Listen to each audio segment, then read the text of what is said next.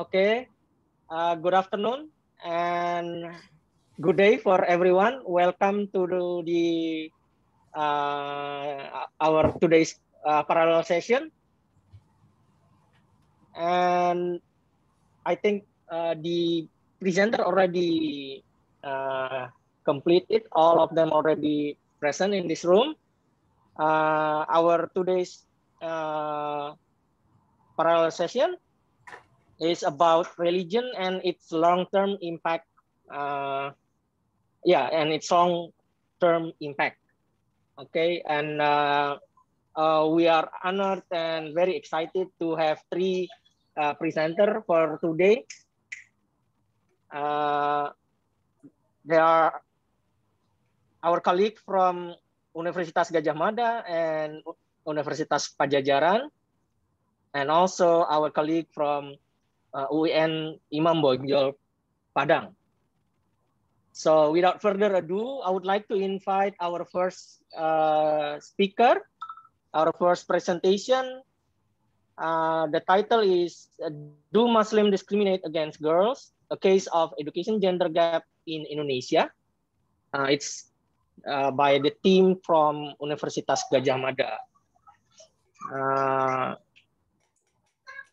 The forum is yours, please.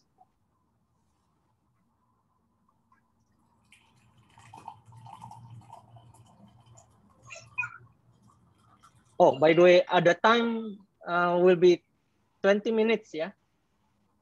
20 minutes, and then we will have about 7 minutes Q&A discussion with other participants. Who will present? Mbak Zahra and Mbak Nabila, ya? Okay, please. Unmute first. It's okay.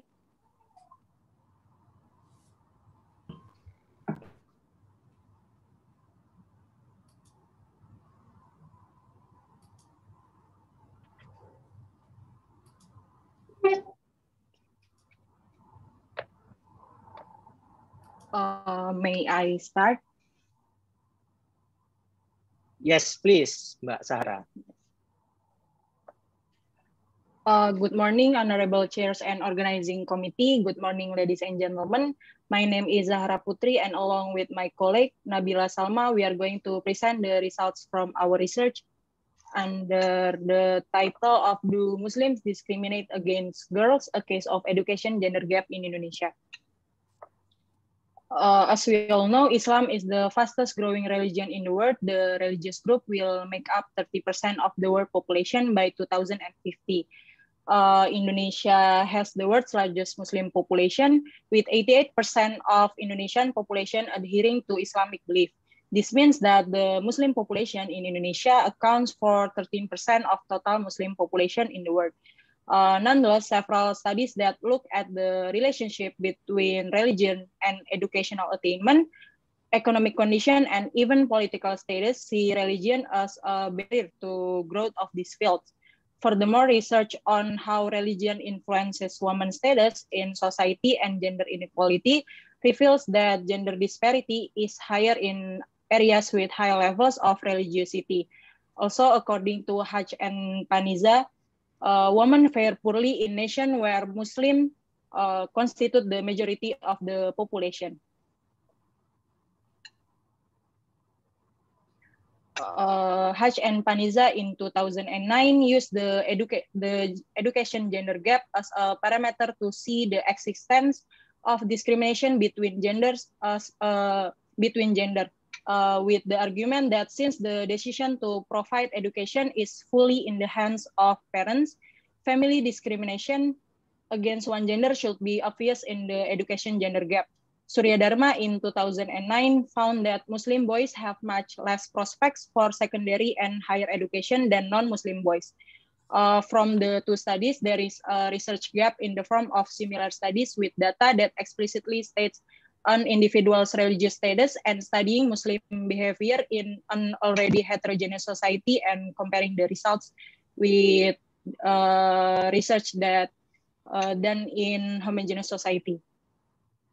This study uses a dataset from EFLS 4 and EFLS 5 from 2007 and 2014. to estimate whether there is discrimination in the level of education of girls between Muslim and non-Muslim families. Furthermore, we limit the study sample in the household age 7 to 18 years old based on the definition of Indonesian law, which states that children are individuals under the age of 18. Because educational attainment below the elementary school level is considered zero, we limit the study sample to people who are at least 7 years old. As a result, we use a sample of individual children aged 7 to 18 years old.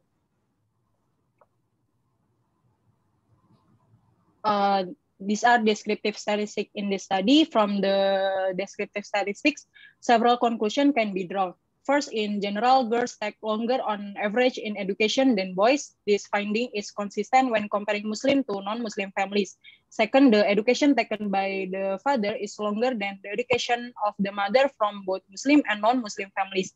Finally, the education taken by non-Muslim parents is longer than the education taken by Muslim parents. Following the model of Haj and Paniza in 2009, this study employs the differences in difference technique to estimate the possibility of a gender gap in education between religious groups. The dependent variable in this equation is the education level of children aged 7 to 18 years, and the interaction variable between Islam and women, or dummy female Muslim, is the interest variable in this study, which states the difference in the education gender gap between Muslim families and non-Muslim families. Next, we will have descriptive statistics of the variable, and it will explained by my colleague Nabila Salma. Okay, thank you for your time. Here are the descriptive statistics of the data that we will use in this study. We have around 45,000 observation of children of age 7 to 18, with the average years of education of 5.62 years. 48% of them are female, and around 89% of them are Muslim. Okay, next.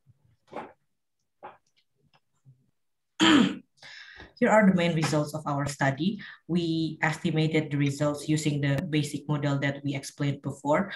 We use OLS method, and then we add several fixed effects to the model, and then we compare the results.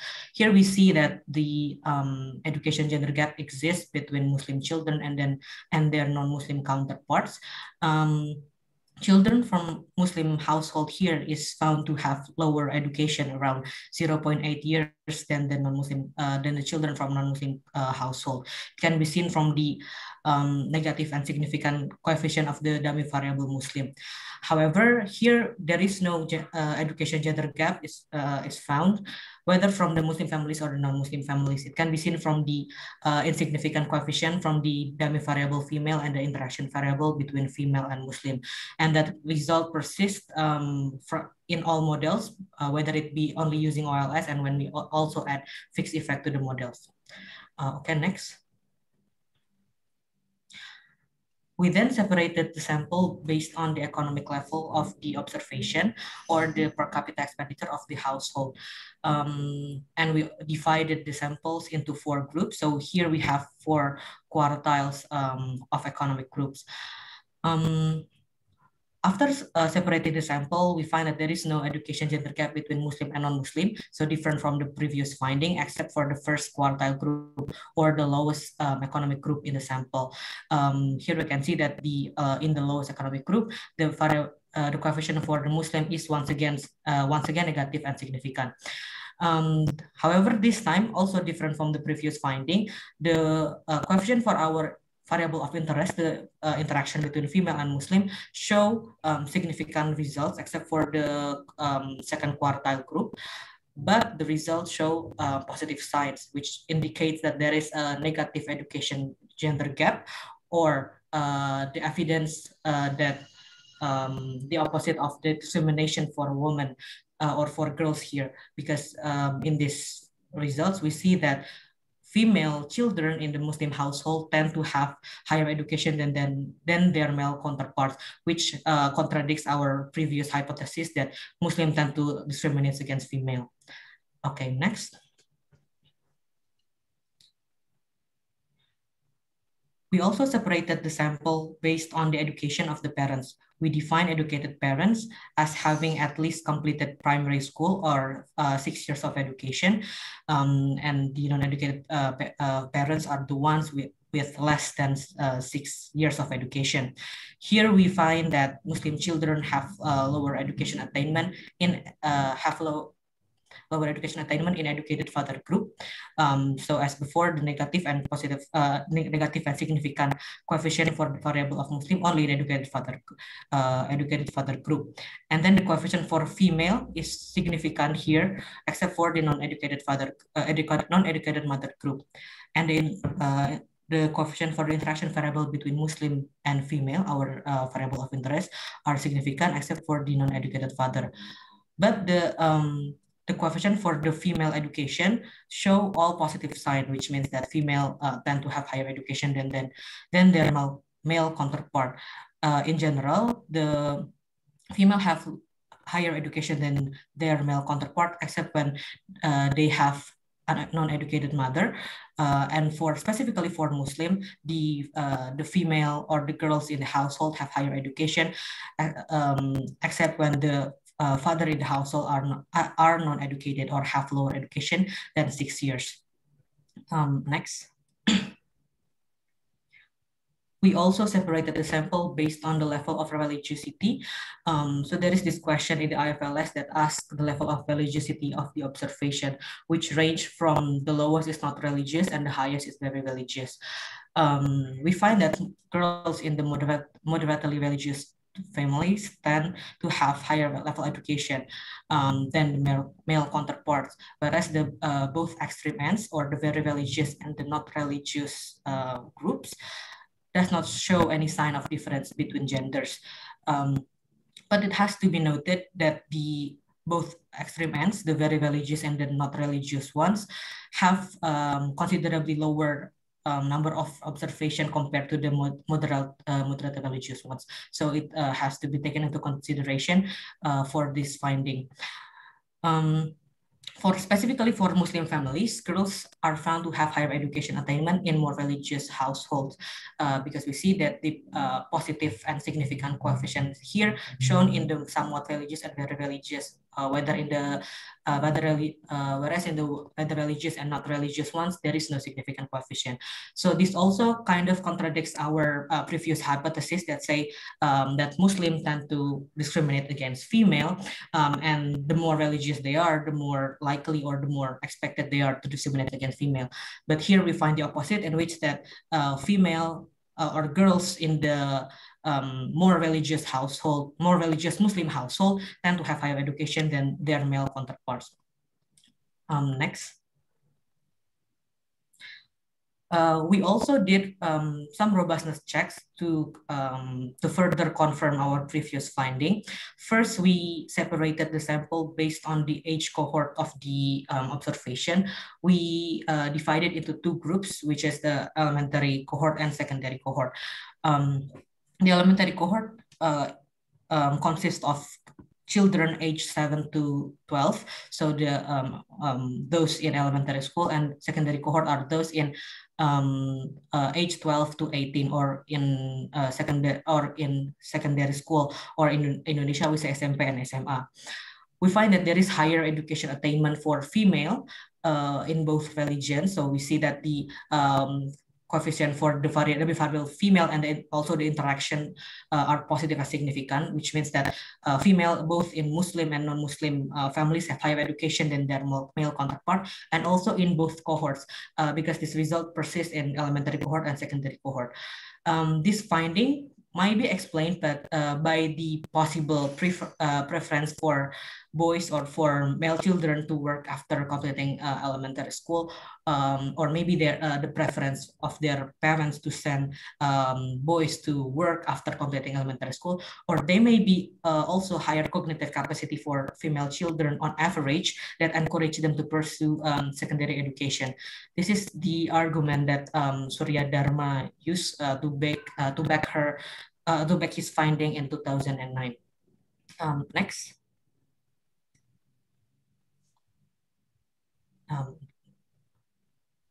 Okay, we also did a robustness check with only Muslim samples. So we took the observation of only Muslim, and we did similar estimation on the data.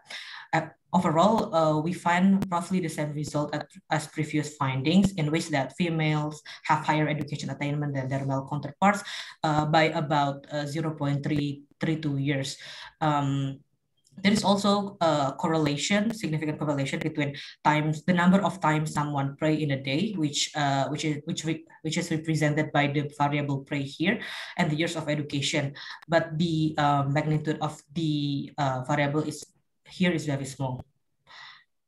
Okay, next. However, this research has have several limitations. First, there is some outliers in our data who have graduated from college at the age of 18. So it may be there may be some miscalculation in the variable years of schooling or years of education. We assume that those outliers are the one who probably enrolled in acceleration program during their elementary and secondary school. And it also has to be noted that the statistically significant coefficient is not equivalent to economically significant. So we saw before that there are several statistically significant coefficients that we found, but the magnitudes are quite small. All of them are below 1 year of education, like about 0.3 or 0.2 years, which only translate into a few months of higher education for female compared to their male counterpart. So that small differences may not be considered significant in practice. And also, although the majority of Indonesians are Muslim, they are considered to practice their Islamic teaching in moderation. So these results that we use that we got from the data of Indonesian may not be representative for Muslims in general. So it also has to be taken into consideration. Next. Lastly, to conclude this study, we say that there is no evidence of discrimination in education against female children among Muslim families in Indonesia. And in most models that we used, we found that Muslim children have lower education than their non-Muslim counterparts. So this also in line with the Suriname Dharma study. So the effect is negated for Muslim girls, since Muslim girls have higher education than their male counterparts. So the lower education for Muslim is negated for females. And these results that we found is also consistent with the robustness analysis that we did, which suggests a higher education among female children, both in elementary and secondary cohort, as well as sample of only Muslim. I think that is from us. Thank you for the time. Thank you very much, Zahra and Nabila, for the presentation. Well done, excellent. And now I would like to invite comment or questions for this topic, for this presentation. Please, Pak Budi, you already raised your hand. Please, your questions or comment. Yes, thank you very much, Mas Dewa. Very interesting work. Good job. Just to comment, it's not clear why you would like to truncate it as data, in which there is a possibility that people come back to school and you will miss that situation. And second, now on the technique, a little bit on the technique, I think the most credential result if you use the fixed effect at household level, or well, better individual, but household is probably okay. Now, but however, this result will be driven on the case that there is family change religion, because if there is nobody change religion, basically nothing come up from this fixed effect. Now, how big is actually change religion in your data? Because if it is small, then the result might not be robust. Thank you. Thank you, Pak Budi. Zahra or Nabila would like to respond? please. I would like to respond why our study limit the sample we use in this research. We limit the sample from 7 to 18 years old because we study for the education for children. Why from 7 years old? Because educational attainment below 7 years old is considered to be 0, and we limit to 18 years old because we based on the definition of Indonesian law, which states that children are defined for individual under the 18 years old. Maybe my colleague Nabila, Salma. Okay, so Zahra has explained why we the definition of children here, and why we choose children, because we want to see the discrimination for girls by the parents. So we want to see what kind of decision made by their parents that can that may be show discrimination for one gender over the other. So we choose education for children because we think that the decision for education for children are made mainly by their parents. So if there are discrimination or one gender having higher education than the other, we can be said that this results from the preference of their parents for the education of their children. And for the second comment about the possibility of some observation changing their religion, we have to say that we didn't consider this before, so we didn't check the data about those who change religion. So I think it can be noted by us for for further correction in our study. Yes, thank you for the response. Probably to add up a little bit Buddhist suggestions, yeah. Instead of probably changing religions, maybe you may observe changing in their religiosity response. Because I believe changing in religion probably will be very small, but response to religiosity level might be somewhat different in 7 years between 2 waves of the IFLS. Probably that will be sending a different information, yeah, or heterogeneity in terms of religiosity aspect. I would like to invite one more questions. There is questions in the chat. Probably I will read this one first. From Noah, EQ Swadesi. Or would you like to ask the questions by yourself? Mbak Noah or Mr. Okay, I can say it here. Since you found that Muslim women have higher education on average, can we interpret it as the Muslim men are the one being discriminated then?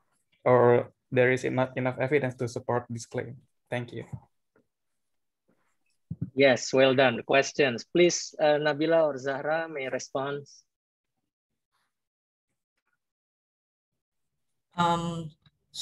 Rather than having Muslim males discriminated against their female counterparts, it's actually male in general in Indonesia have lower education attainment than female. So I think it's like a quite well established finding in Indonesia, which is kind of different from other developing countries. Specifically in education, there is no gender discrimination against female. So, but that has to be noted here. I think in our study, the interesting part of the finding is that Muslim male have lower education than the non-Muslim counterparts. So I feel like there are the discrimination for Muslim males, but it's not against the females, but against the non-Muslim children. If we have to compare the between male Muslim and male non-Muslim children.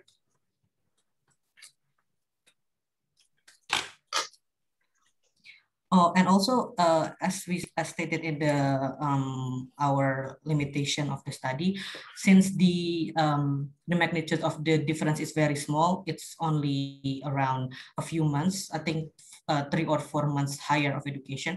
It might not be economically significant. So we cannot say that the men or the boys are discriminated against female. I think that's the response from us. Okay, thank you very much, Nabila. Thank you, Noah, for the questions. Now, I think we still have a bit time. If there are another question, just one last question, please. Mr. Oh yes, Pak Davi.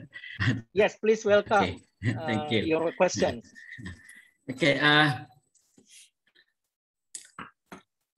I have several questions about your research design. Did you screening daily who's both sex for their children? I mean, how many the children of each of us have both male or female? Because I think if you didn't do that, we failed to say this discrimination concept. What about if one family don't have any male children, only have female children? Could we say this discrimination concept? I mean, it's probably sample selection bias. You using individual level data. That's my question. Did you screening the household children number? How many they have female children? How many they have male children? That's my question. Could we get a sample selection bias for this regression? Because discriminant concept means both of the sex exists in this family. And if female or male get a better benefit, we could say that's a discrimination exists. Okay, that's my question. Okay, thank you, Pak Davi. Yes, Nabila or Zahra, you may respond briefly, please. Okay, thank you for the question. So we treat our data as general because yes, we did not screen our household that has both gender, female and male children. But here we want to see as a group, as a huge, big group, like the Muslims in Indonesia, whether there are discrimination for against one gender. So we can. So I think there is also it is also a limitation of our study that we did not include the ratio of gender of the children in the household, but we include the number of children in the household. I think it's one of the limitation also. But in general, we want to see the discrimination in a group of Muslims and a group of non-Muslim in Indonesia. So I think it can be still relevant to treat the data in general like this. I think that's the response from us. Okay, thank you very much. Because the time is up for the Q&A session for this presentation, I would like to invite a big applause for the presenters for our first session here. Congratulations, Zahra and Nabila and team. Okay, and again, interesting presentation, and looking forward for to see the enhancement of the approach later. Now, we would like to invite the second presenters, the team from Universitas Padjadjaran. Yeah, the title of the presentation will be the religion and gender, the role of socioeconomic factors on someone voting preference during local head election in Indonesia. Mbak Dharra will present. Yes, time is yours. Okay, 20 minutes maximum. Thank you. Thank you for your time. Assalamualaikum warahmatullahi wabarakatuh. Good afternoon, everyone. My name is Dharra Widdhyaningtyas Mahardhika. I'm from Universitas Padjadjaran. Today, I want to present my research paper with Mr. Ekki Syamsulhakim. The title is Religion and Gender, the Role of Socioeconomic Factors on Voting Preference of Local Government Heads Elections in Indonesia. This is my today outline. First, I will start with introductions and end with conclusions. So the introductions. Pilkada is an important instrument to establish a democratic local government. The most crucial thing in Pilkada is voter participation because it can be a reflection of democracy. Some research found that the low of participation rate in Pilkada is one of the common problems. One of the reasons why low participation rate in Pilkada or in election is due to the lack of socialization itself. In election, there are different voter participation or voter characteristic because of the diversity of the society. Now, in terms of a different income or different educational level. Now, from their different characteristic, it can lead to a different pattern of choosing candidates for regional heads or for election. And we can call it a voter preference. The voter preference, it means that a voter can choose the candidate based on candidate's gender, based on candidate's religion, based on candidate political experience or anything. So in this paper, we will focus on the voting preference in the local head election. As the context, we can divide into two major preference. First is religion and the second is a gender. The religion is the majority of regional heads in Indonesia are Muslim. A report from GSIS 2017 said that 58.4% of Indonesians cannot accept leaders from different religion. So from the gender, the majority of regional heads are male. BPS 2018 state that the number of women's participations in parliament in 2010 until 2018 has not increased. Why? So our research purpose is to investigate further and measure the influence of socioeconomic characteristics on the probability of a person having a voting preference by considering candidates' religion and gender in local head elections in Indonesia. And we expected that to provide information on the influence of socioeconomic factors to individuals and a community on a person's probability of having a preference considering candidates' religion and gender in a local head elections, as well as providing useful insight and contribution to research in a related fields. So this is our literature study, candidates' religion in Indonesian elections. James Tilley in 2014 said there is three things why religion matter in voter preference or voting behavior.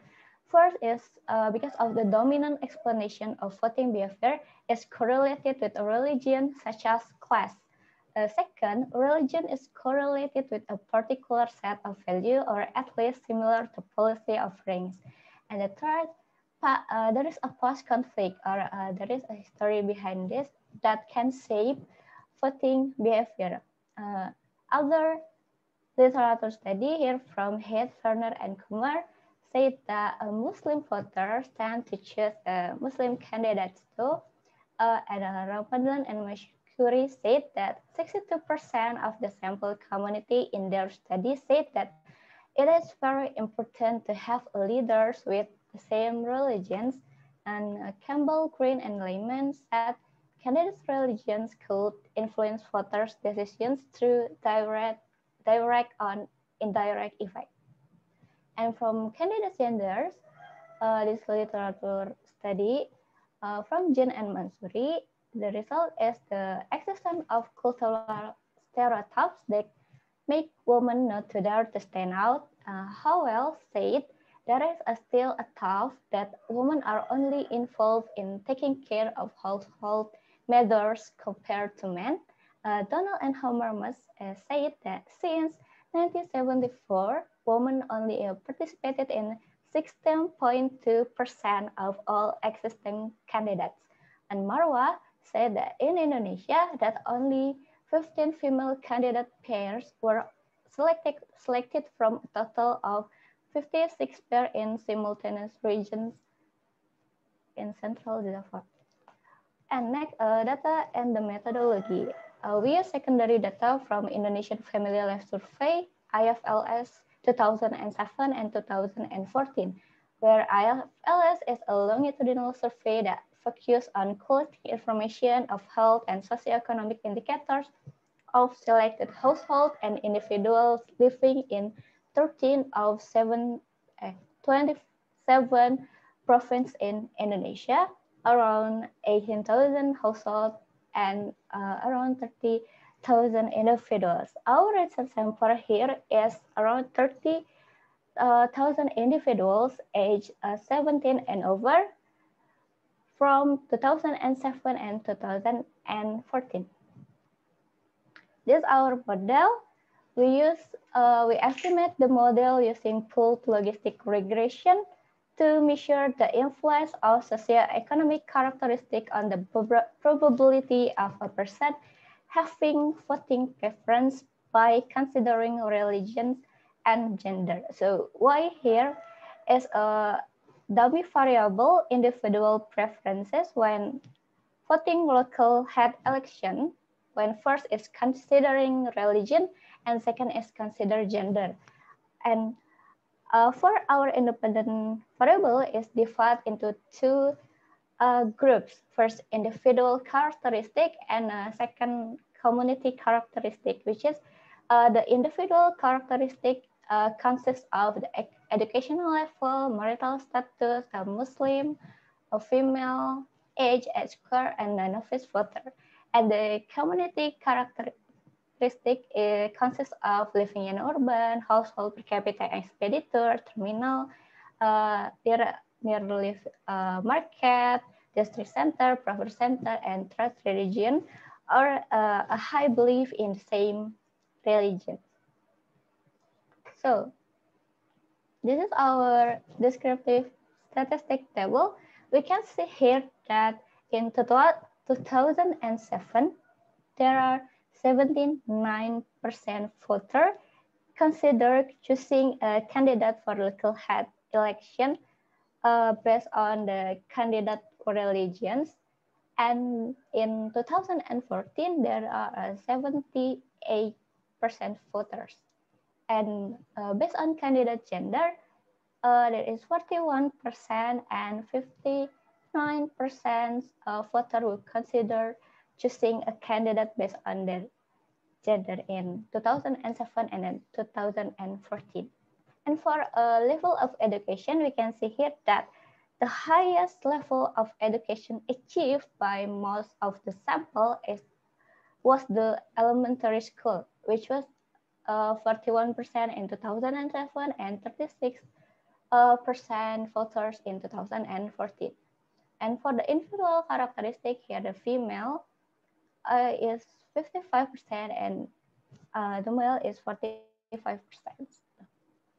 And from community characteristic that an average of 25% here live with their terminal and or bus stops, and on average of 39% voters is live near the market. So this is our marginal effect result for candidate consideration of religion. So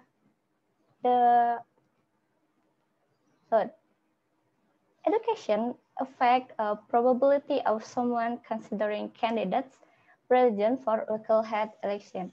We can see here that the voter who have the highest education, elementary school, junior high school, senior high school, and university tend to have less probability, each 1.52, 7.17, 9.54, and 9.05 percentage point in considering candidates' religion for local head elections, then voters wouldn't attend school.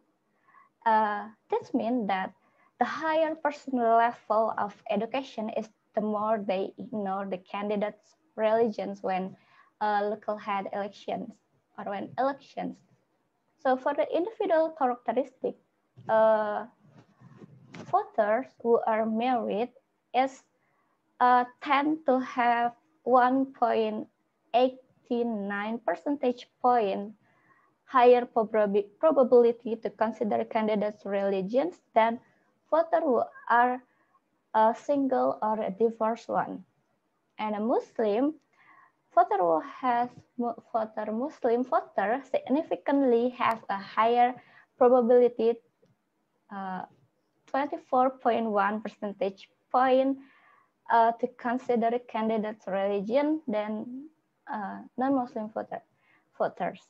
These findings are similar with research from Butterman and Hugh in 2012 and from Nida and Fahmi in 2017. So next is voters who living in a urban have significantly 2.65 percentage point less probability on considering the candidates' religions for local head elections than voters who live in a rural area. Next, there is a marginal result for a candidate's gender. This result is similarly with the candidates' religions. They have the same effect when level of education this have a negative, living urban same too, and the individual characteristic is have the positive effect for this.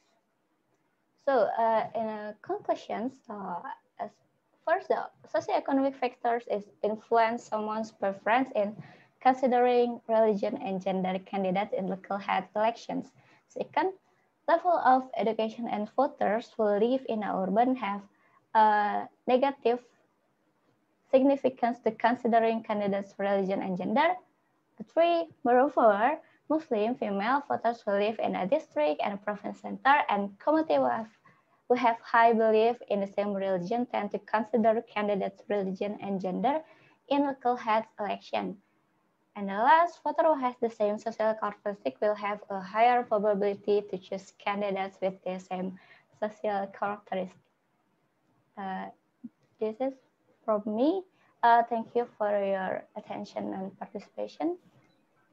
Thank you. Back to moderator. Thank you so much, Dharra. Very good presentation, interesting topic. And that's why we are now opening for Q&A session. If any participants would like to ask questions or have suggestions, mostly welcome. You may raise your hand or type a chat in a chat column, please.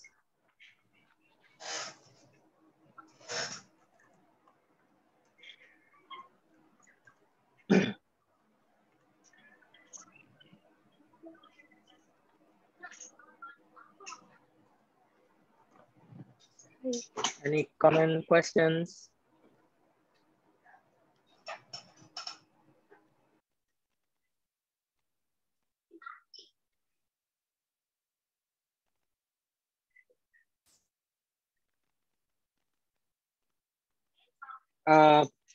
Before, probably for other participants, still waiting, having some ideas about the questions. Maybe I would like to confirming a little bit with Dharra. Yeah, Dharra, did you consider about the, well, first I would like to clarify a little bit. The information about the community characteristic, is it coming from the Confas book? Yes, sir. Okay, good. So yeah, then I'm just wondering, because IFLS, as far as I know, it's a bit urban bias. That's why your result shows the variable urban, right? It's negative and significant. So it indicates that since the IFLS sample mostly from urban area, then they are having a negative tendency, or less prefer to have similar religions and or gender aspect, right? So do you here there is a question, then just to confirm about that before. There is questions from Rizka, yeah? Or Rizka, would you like to ask yourself? Please. Yeah, thank you. Sorry, I cannot open cam. Thank you for the presentation. I just want to clarify your presentation. Mbak Dharra, can you explain again about the novice variable that you mentioned in your regression formula? Please, thank you. Thank you for the question, Mbak Rizka. The novice variable in my formula is first voter gitu. Okay. Someone who first timer voter in 2007. Yes, and because it's a panel data in 2014, they are not first voter, right? So I use that, the non-novice, yang benar non-novice voter. Okay, so it's about first time voters or not, yeah? Yes.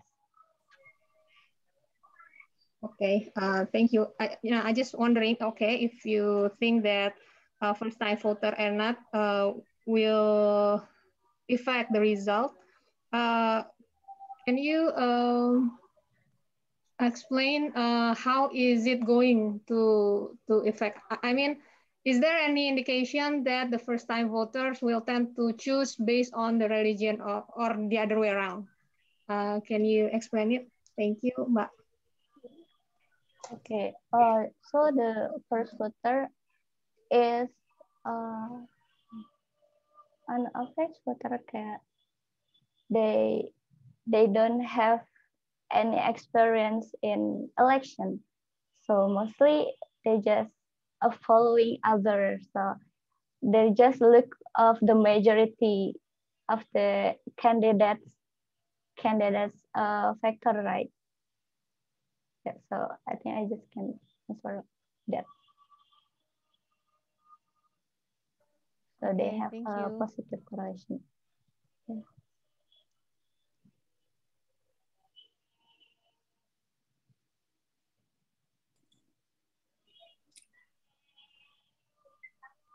Okay, Rizka, did you have any other things to confirm?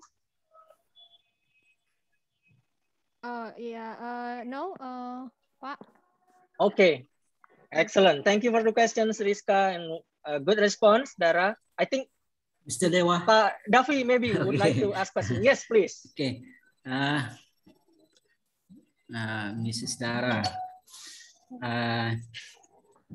I wonder why why didn't you decompose a religion into 5 already we have in Indonesia? Because I think your design doesn't fair enough. Yeah, you're trying to say that Muslim voters have higher propensity to choose the calon kepala daerah, but you only make profit, yeah, Muslim and non-Muslim. I wonder what if you decompose Muslim, Catholic, Christian, and extra. Maybe the result will be some different, have a different result, because yeah, maybe we have a different result. Why didn't you decompose the religion into 5 big religion already established in Indonesia? I think it doesn't fire no here. Okay, that's all.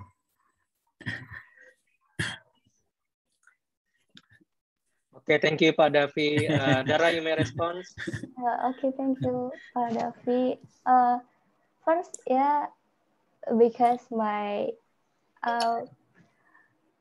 reference paper using a Muslim, and second, I think that there's more because this Indonesia is a majority of Islam, so I think it's more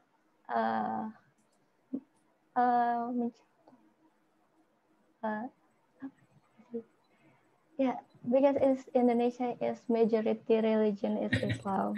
I just think about that. So I just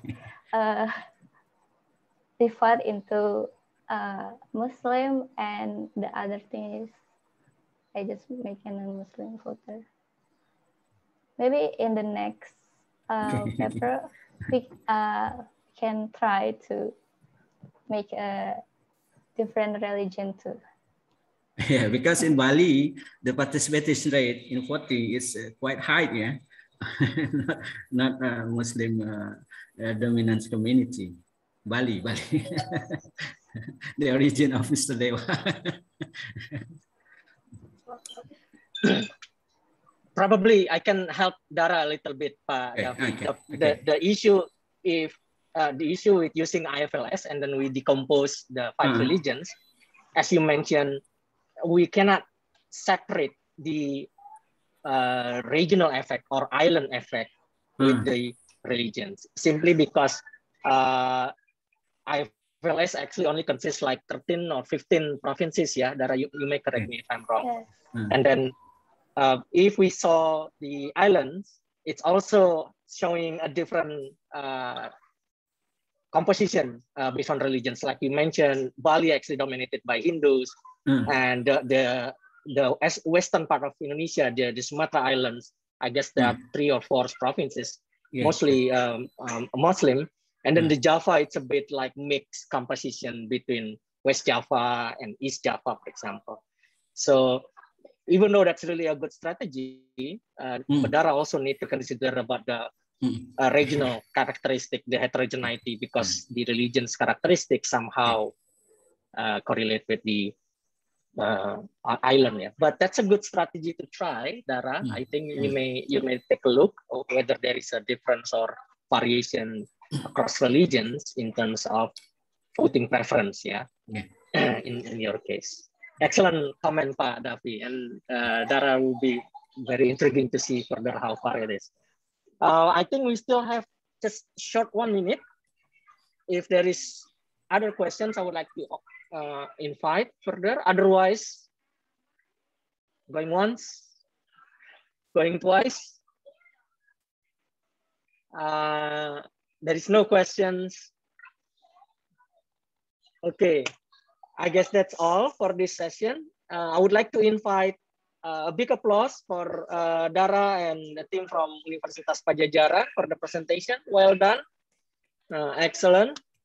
And thank you very much for the presentation as well as the questions, yeah, from Rizka, from Pak Davi. And now we will move on to the third presentation. It's from the team, presentation by the team from Universitas UIN Imam Bonjol Padang. Yeah, this is Pak Davi's team. Yeah. Okay. The title of the presentation is "Do Tuition Fees Crowd Out Donation for Religious Public Goods? Evidence from TPA in Housing Estate in Padang City, Indonesia." So, Pak Davi and team, the forum is yours. Okay. Thank you. Thank you, Mr. Dewa.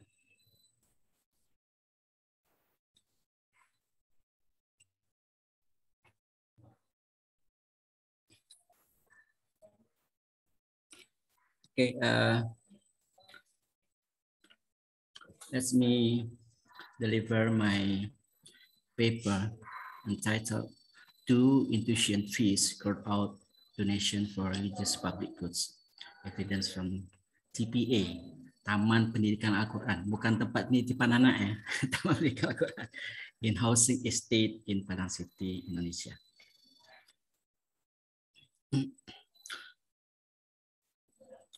Okay, as we know so far, that public goods usually under financial pressure. It means far from a sufficient amount to cover its costs for management and extra. It potentially suffers from the free rider problem and crowding out. Two big problems if we're talking about a public good provision. But still many people do not free ride, according to Zahra. And many research found from many huge research. The big question is, if there are existing conditions like that, how to increase donations? So alternative funding strategies is a key component of the policy decision. As we know, pro-social behavior is explained by three main motives: extrinsic, intrinsic, and reputational. The fact is, extrinsic incentive can crowd out intrinsic motivation. The prominent research result from Titmus say that the pretension of donors for blood donation could crowd out if the donors give the money, and it's followed by another recently research by Maelstrom and Johansson. But different forms of extrinsic rewards, as expressed by extra paid, leisure, and social recognition, small in-kind rewards, a lottery ticket, instead seem to be powerful motivators to donate. Okay. The first, we say the existence of crowd out, and the second, I said the crowd out not exist. And interestingly, there are another research that found there are a non-linearity in the response of pro-social behavior to material rewards. So there are heterogeneous research found about the contribution motive. What about the government intervention? There are mixed results found. Government funding might crowd in private donation for university, education sector. Why did it happen? Government grants serve as a signal of the charity's high quality. Thus, in using private donors to contribute more to that specific charity. The prominent government spending on public goods financed by lump sum tax crowds out voluntary contribution. It's completely crowd out. I mean, attack results in a dollar for dollar reduction in voluntary contribution. Backstorm, Andreoni, etc.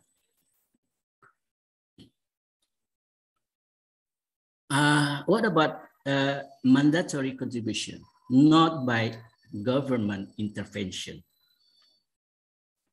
There are several research findings that I want to deliver here. Alpizar, in his study, found that incomplete crowding out of donation when established an entrance fee for national park. Okay, the difference is a fee, however, is conceptually different from a tax. Alpizar focused on the potential trade-off between extrinsic and intrinsic motivation. He used data at individual level, and there are no reputational consideration. Respondents were not observed by others, and hence there are no personal concerns.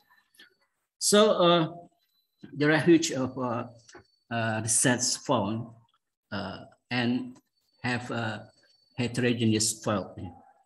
Government intervention, mandatory contribution by private, and I wondering, what about the effect of mandatory contribution levels on donation for religious public goods?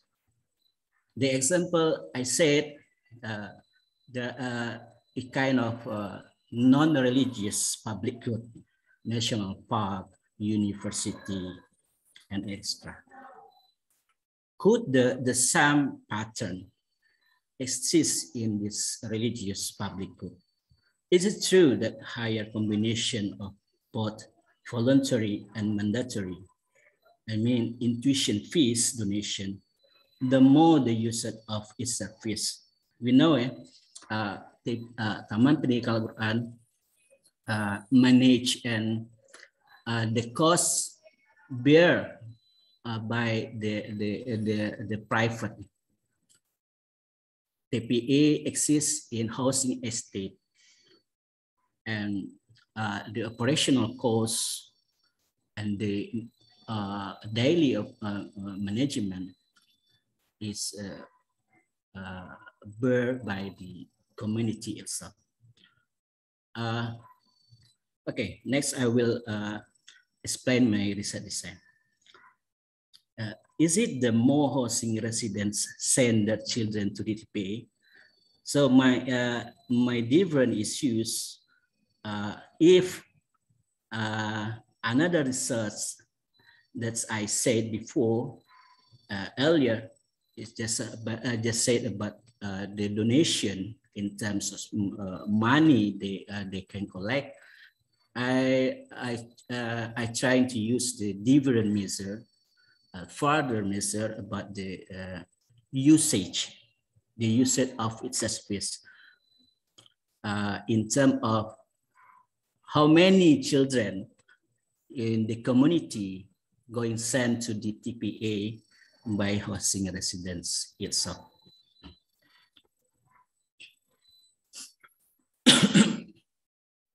Okay, so there are several conclusions about empirics finding from the research. First is attention to extrinsic incentives. Donors give material may have caused donors to use more cost benefit and less pro-social mindset. Peer research suggests that individuals do not use cost-benefit mindsets for social decision, but they do once a monetary incentive is mixed into decision.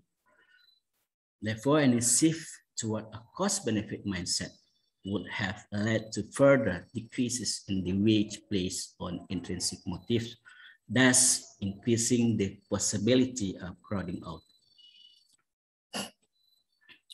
Okay,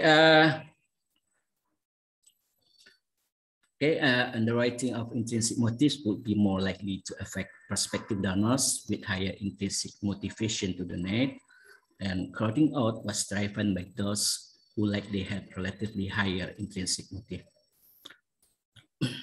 Okay, but another study also said that voluntary altruistic organizations often motivate their members by encouraging deep-seated personal beliefs, whether religious, ideology, or other.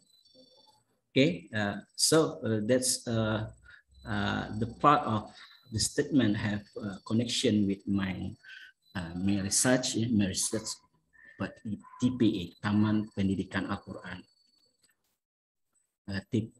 TPA exists in under Masjid Ar-Musala management. So we call it religious public good.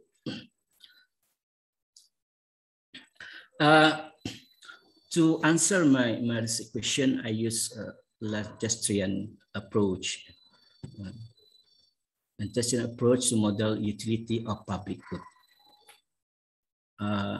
We assume that TPA service have a multi-attribute utility function. To a specific state, public good is function of the levels of attributes, which include a monetary attribute, usually a fee, and factor of non-monetary characteristic of the public good. To test whether monetary entrance fees crowd out donations, we separate the cost attributes into fee and donation. So most often, the TPA management think about how to increase donation to the TPA. We know in each masjid in Padang city, they have three box of infaq, or we call it donation box. The box delivered simultaneously in every mostly in every Jumat prayer. There are a box of infaq for masjid, infaq for TPA, and infaq for anak yatim. At least three box of donation, and half is each purpose. I imitate Alpizar model to show the an indirect utility function.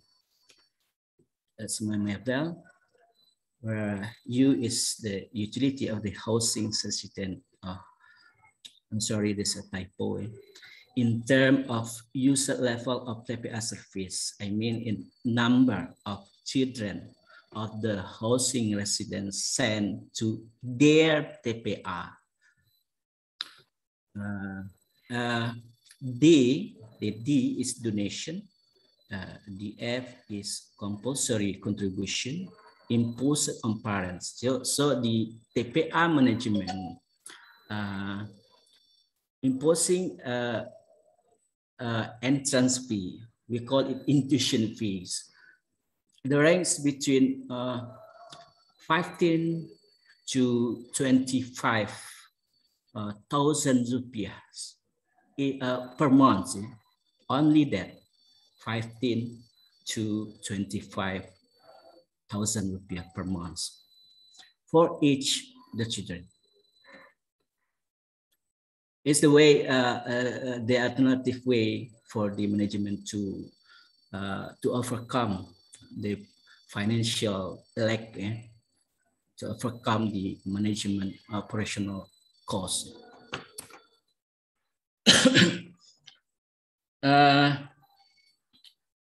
Y is the income, while D interaction with F is the interaction between donation and mandatory contribution.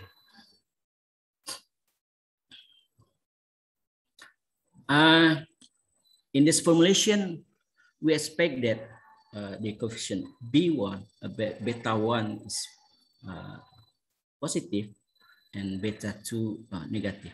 Utility increase with the initial decision to donate a positive amount, but decrease for higher donations. The beta 3, we call income, a proxy for income. The higher the income has positive potential effect on utility. Okay. Yeah, it's a logic because only 15 to 25,000 per month. For entrance fees, we expect a marginal disutility of paying an entrance fee or intuition fee given by beta 4 negative.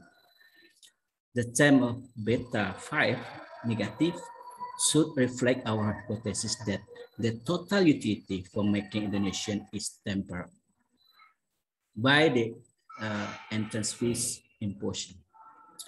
Okay, my data is aggregate level. Yeah, so I have 30 housing estate, and each of housing estate must own its masjid and TPA, and it must be located far enough from the main street. We do it for the main reason to isolate the another people who have a propensity to donate to the TPA. So our TPA, it must be far enough for the main street. We meant that we solely rely on that donation for the TPA is come up from the housing residents only, not from the another people outside the housing estate. Okay. But for each of the housing estate, we ask the residents, and we collect 20 household members for each housing. So we have 600 households, but because we use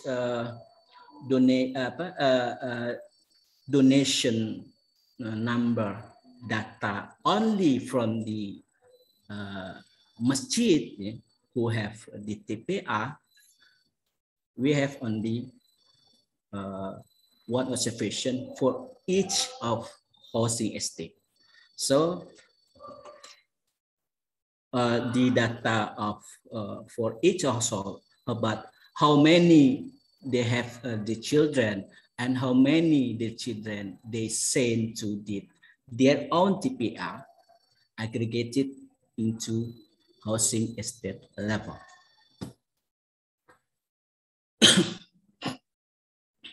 That's my data. Utility, the percentage of sample in each of housing estate have their children sent to the own TPA. The donation, the square, income, entrance fees, intuition fees for the TPA, and we have several control variable, socioeconomic variables at housing estate level. Oh, I mean, for each household and aggregated into housing estate level. I'm sorry, Pak Davi, you have 1 more minute. Okay. Okay. This my basic regression results. As my hypothesis that there are U-inverse pattern for this donation. It's proved by this regression, and also about the income effect, also about the entrance fee or intuition fees, and also about the interaction between donation and entrance fees or intuition fees, negative. But the interesting result, I jump to my full specification. I have a different result from Alpizar about the AFA entrance fees here. There are positive signs of them. Okay, that's all.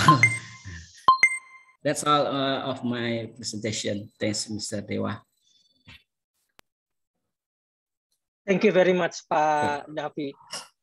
Perhaps I would like to ask you just 1 more minute to share with us your conclusion or your main findings, Pak Davi, please. It's okay.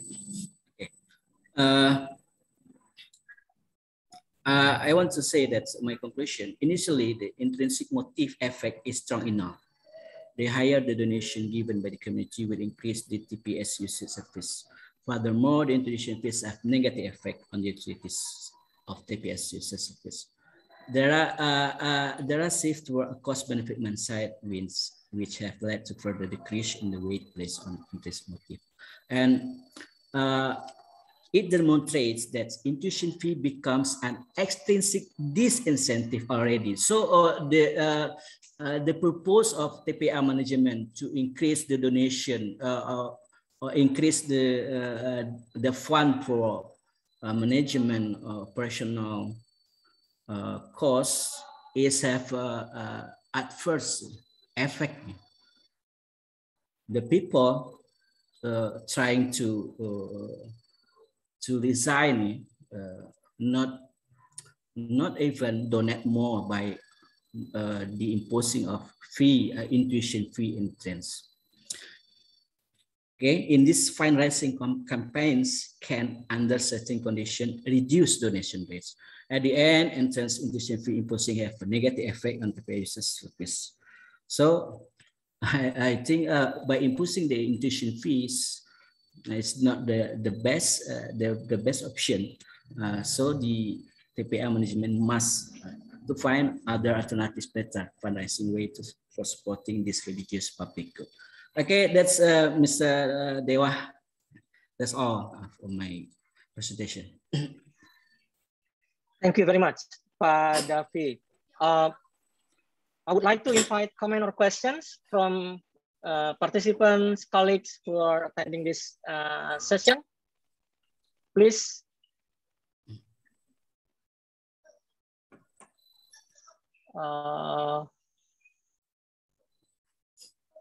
You may raise your hand or ask your questions in chat. I encourage you just to talk directly to Pak Davi and team. So that would be great. Any comment, questions? Okay, while waiting, probably I just would like to confirm or clarify with Pak Davi. Because the title you mentioned, it's intuition. Probably, I don't know whether I'm correct or not. probably it's a bit typo. Okay, because I guess it should be Intuition, tuition, right? Yeah. intuition, okay. Tuition, yeah, because intuition is like instinct, but I think it's tuition fee, Yeah. like SPP, yeah. Yeah, SPP, SPP, ya, Pak, ya? yeah. Okay, Yuran. Yuran, yeah. Okay, good. So it's tuition, yeah. I think typo. typo. Okay. Okay. Institution. So the findings said that tuition fee or this yuran actually creating crowding out of right on the TPA, yeah. Okay. Okay, that's confirmed, yeah. That's a little bit sad because it's for religious public goods. Why do people still behave the same with another public goods pattern? That's a little bit sad. Okay. That's interesting. Well, probably education in particular, in this case, they're not much different between religious one or non-religious one. That's a big joke among our scholars here. Why for paying for private class 300,000 each month? The people prefer to pay, but for this TPA only about 20,000. That's the fact. Okay, that's it's our joke among scholars in here. Well, I don't know whether you ask about the preference or the preference or the perception of the parents, yeah, or people who use these services, whether they have initial perception that totally different when we comparing the TPA, so religious-based education services with the non-religious education services. Okay, unfortunately, because at least in Jakarta, as far as I know, when we talk about we have perception about the quality of the non-religious education compared to the religious one. Okay. Unfortunately, we don't set our research design for the purpose. It's better, as you said, that combine it with a qualitative question about the perception. But unfortunately, the design, the research design don't propose for it.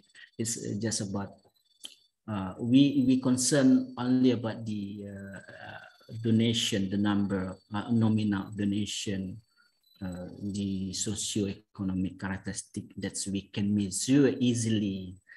That's all. Yeah. Okay. Any comment, questions from the other participants, our colleague?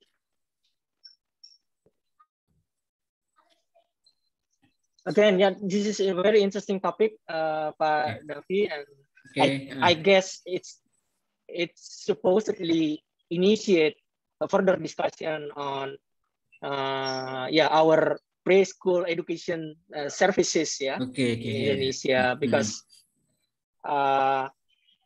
your motivation when comparing the public provision, religious based with a non-religious based, for example, it's also quite intriguing and will be very beneficial for policy recommendation later. Okay. Thank you, Mr. Zahra raise questions. You have questions to Pak Davi, please, Zahra. Yeah, just one question to Pak Davi. I want to ask, since you only examine TPA that far from the mainstream to isolate the effect of donation from outside people, from your research, can we conclude that donation from in general will have a positive effect in usage to TPA itself? Like if we donate more, maybe parents will send more their children to go to TPA. Okay, may I Thank you. directly answer the question, Mr. Dewa? Okay, Yeah. okay. As I stated before, in my research design, that's to isolate the another donation from another community, another people from outside the housing estate. We choose the TPA and housing estate that located far enough in our subjective perspective, far enough from the main street. Because as we know, if the malls or TPA are located in near the main street, everyone could come to do prayer, praying and donate to the infaq donation box. Actually, what Mr. Zahra said,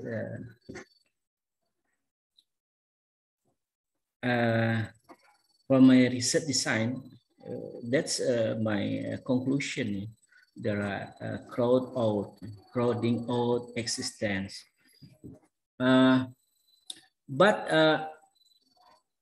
there are possibility that there are reversal causality when the donation going lower, maybe. And it's just to give a perspective to Mr. Dewa. If the donation going lower, maybe the parents have a negative subjective perspective. That's the quality of the TPA is going bad, and even worse, they want to resign their children from the TPA and send in to another TPA. So I must to include the potential of endogeneity problem for this research design in the future. I mean, it's really have a potential recursive causality from this research design. Okay, Mr. Dewa. Okay, thank you, Pak Davi. Good question, Zahra. So, and I think, yeah, we already almost, just a few seconds before we reach our time. And I think I would like to invite the last presenter, a big applause for our presenter, Pak Davi. Well done for the presentation and the research, very interesting. And having said that, I would like to thank you all for the participation and attention to our session today. And thank you very much for having me here. And I'll see you soon in another session in our IRSA this year. Yeah. Thank you. And I would like to return this forum to Mbak Sela. Yeah. Once again, thank you very much, everyone, and have a good day.